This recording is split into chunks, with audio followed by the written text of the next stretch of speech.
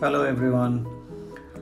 Today I'm showing you angioplasty of right coronary artery in a patient who suffered a massive acute inferior MI, and on initial angiogram it was revealed that the right coronary artery is 100% blocked, as you can see here.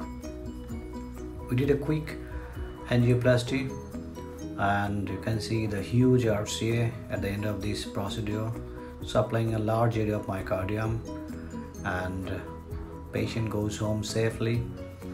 This is why the beauty of rapid procedure and the standard healthcare matters, as in this case patient was quickly pain-free and without any complications.